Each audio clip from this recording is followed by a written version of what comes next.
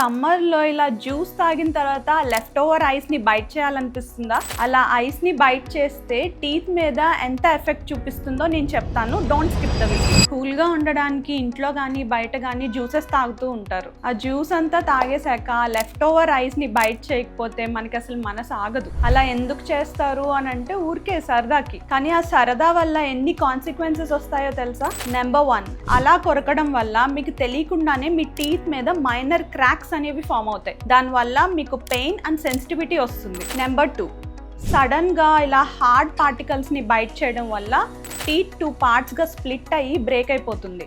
అప్పుడు దాన్ని రిమూవ్ చేయాల్సి వస్తుంది. నెంబర్ 3, మీరు ఆల్రెడీ ఏమన్నా ఫిల్లింగ్స్ కానీ రూట్ కెనల్స్ కానీ క్యాప్స్ కానీ ప్రయర్గా చేయించుకొని ఉంటే అవి డ్యామేజ్ అవ్వడం వల్ల మీరు మళ్ళీ ఆ ట్రీట్మెంట్స్ రిపీట్ చేయాల్సిన అవసరం రావచ్చు. కొంతమందికి సమ్మర్లోనే కాకుండా ఐస్ని ఇలా కొరకాలి అనే క్రేవింగ్ ఎక్కువగా ఉంటుంది. ఇవి ఐరన్ డెఫిషియన్సీ ఎనీమియా కానీ ఎక్కువ యాంగ్జైటీ కానీ స్ట్రెస్ కానీ ఉన్న ఇండివిజువల్స్లో నోటీస్ చేస్తూ ఉంటాం. ఈ కండిషన్ని పాగోఫేజియా అంటాం. ఇలాంటి హ్యాబిట్ మీ ఫ్రెండ్స్లో కూడా ఎవరికన్నా ఉంటే తప్పకుండా షేర్ చేయండి. అలానే ఈ హ్యాబిట్ మీకే ఉంటే కనుక తప్పకుండా డెంటిస్ట్ని విజిట్ చేయండి.